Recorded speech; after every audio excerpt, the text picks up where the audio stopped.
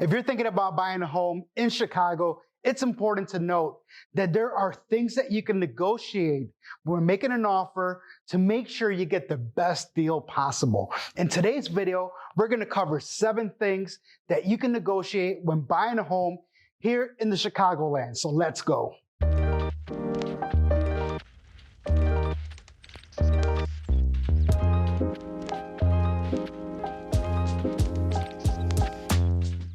Welcome to the Windy City Property Brothers. My name is Francisco Rios, and this is Donnie Fields. And we love making videos about Chicago, the suburbs, things to do, places to see, and all that jazz. But our specialty is selling homes here in the Chicagoland area. So if you're thinking about relocating to Chicago, if you're thinking about selling your home and buying a home, or maybe the idea of becoming a homeowner just started crossing your mind, then I encourage you to send us a text or give us a call to the number below. Thanks to YouTube, we've been able to connect with dozens of homeowners across the country, and it makes us happy that we're able to help and deliver the results that they're looking for. But without further ado, let's get into today's video. 7 things that you can negotiate when buying a home here in Chicago. Number 1, the price of the property. The first thing is property price. Of course, property price is one of the most important aspects that you can negotiate. That's why we'll do the research behind the scenes and find out the market value of that property before we start the negotiation process. Because negotiating price can be more or less than what's being asked for the property, depending on the market. Yeah, absolutely. So usually before making an offer, what we do is that we take time to make a comparative market analysis report in which we'll determine what the price of the home is based on the market, the conditions of the home, the location, some of the closing terms as well. So like Donnie said, that number could either be higher or lower.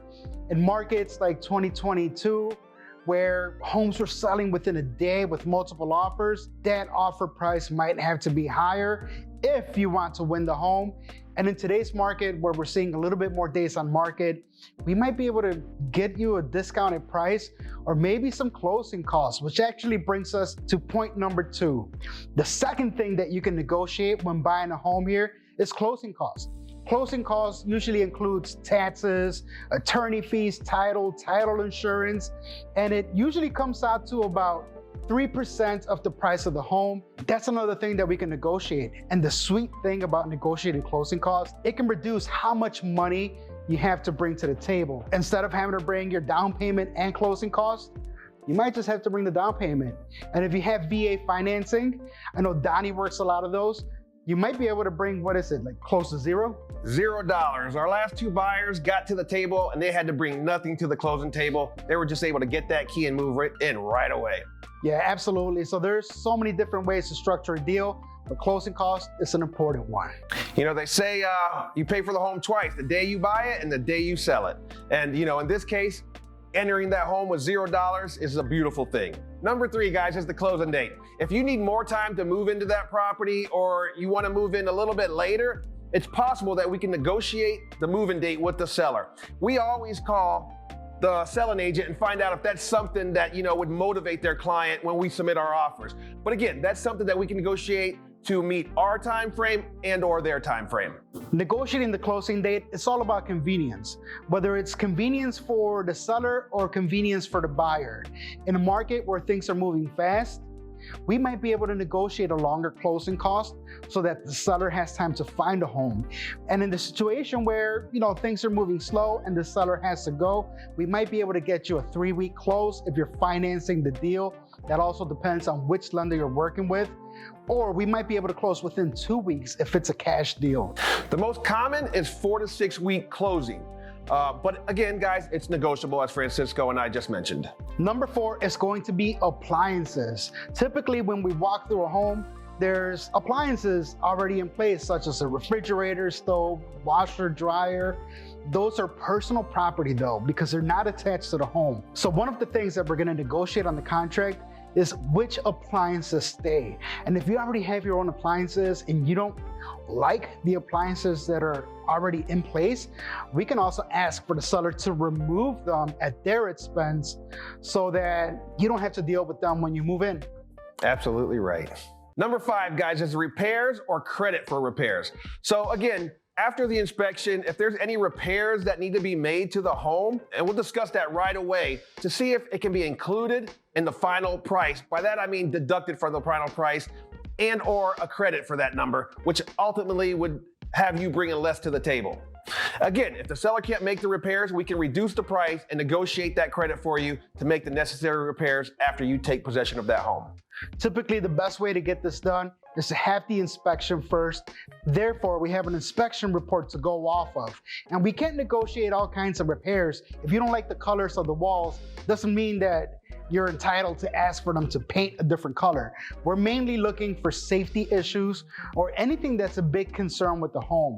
And like Donnie said, you can either get a credit so that you can bring less money to closing, or you can choose to wait until the seller makes those repairs. But it's important to keep in mind that the sellers make repairs to sell their home, not to live in it. So that can make a big difference in what kind of repairs and what kind of quality work is getting done. So when you're working with your agent in terms of the terms that you want to offer, definitely consider not going as is, because once you do that, you could lose some of these things that we're just talking about unless there's safety.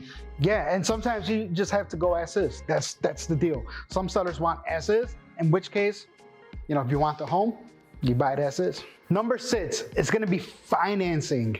I know that interest rates is the hottest topic at the moment whenever somebody brings up the housing market, but there's ways that you can negotiate your financing.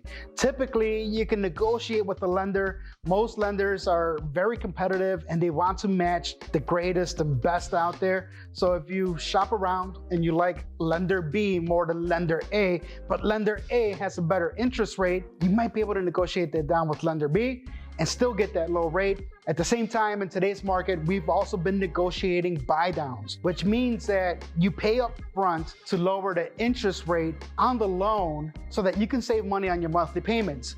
You can try to do this on your own, but in today's market, like I said, we're able to negotiate that from the sellers, and we're asking the sellers to cover that expense so that you don't have to worry about it. Absolutely. We've been able to make that happen a few times since the beginning of the year. So definitely you want to consider that if it's a possibility. Don't let rates be the thing that discourage you, because there's ways to go around it and there's ways to negotiate. All right, number 7, guys, is home warranty. Another thing that you can negotiate is the home warranty. This home warranty covers repairs or the cost of repairs and or replacement on certain items in the house during a specific period of time. This includes your appliances, your heater, your air conditioner, among other things as well too. Yeah, and not all home warranty companies are created equal.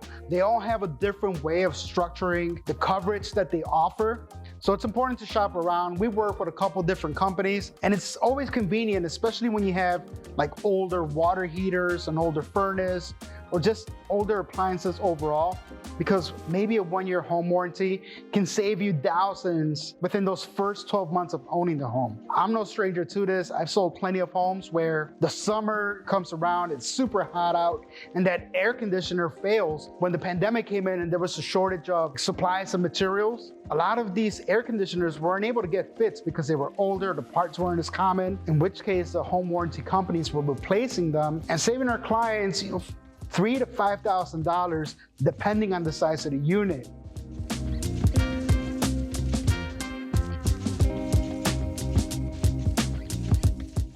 In summary, guys, there's so many different things that you can negotiate when buying a home.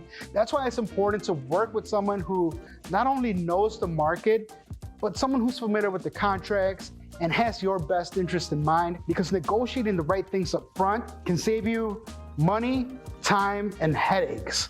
It's not always gonna be money, it's not always gonna be time or a headache, but one of those three is gonna get saved. Absolutely, and just remember, guys, the Windy City Brothers are here to help you negotiate and navigate this process and find the best deal for you. So again, guys, thank you for watching our channel. Make sure to subscribe, hit the like button, drop a comment, and we'll see you on the next one.